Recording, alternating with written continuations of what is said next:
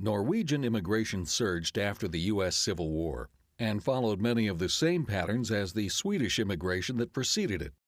By the end of the 1860s, there were more than 40,000 Norwegians in the U.S.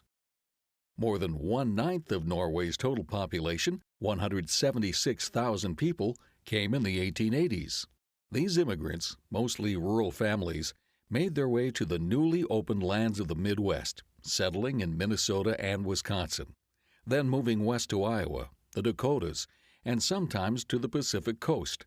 By the end of the century, urban Norwegians began to arrive in substantial numbers as well, and formed lasting communities in the cities of the Great Lakes and East Coast.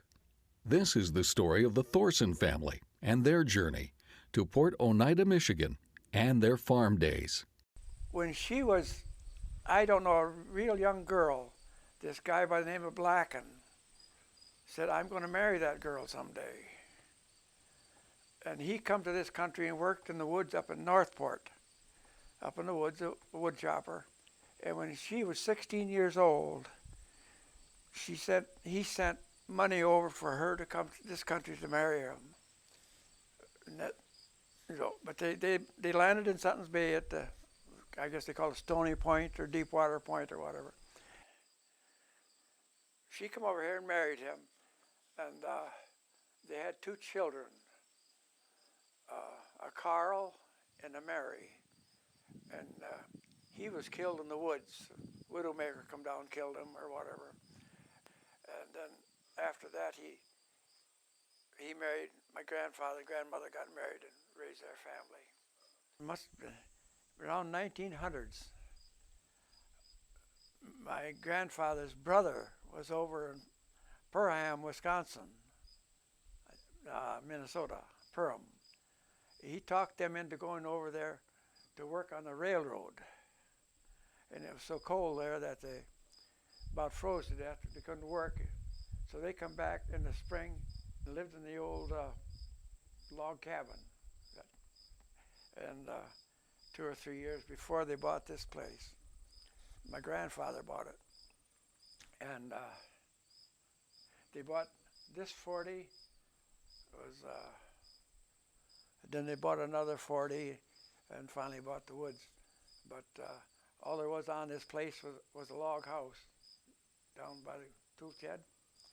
And they met over in Botus, north of Cedar. The railroad used to go up as far as Lake Lilna. They met over there at a dance in a potato warehouse.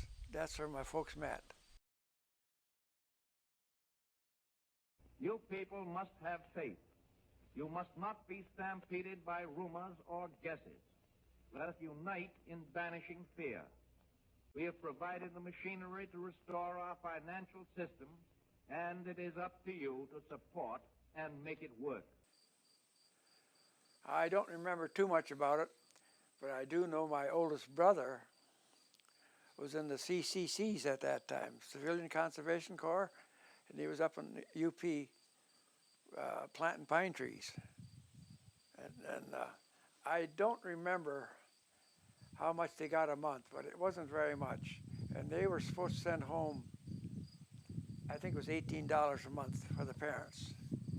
And of course, there was quite a few boys from around the area that was in the CCCs. I come home from service, and I sharecropped with my dad here for, I think it was 6 years.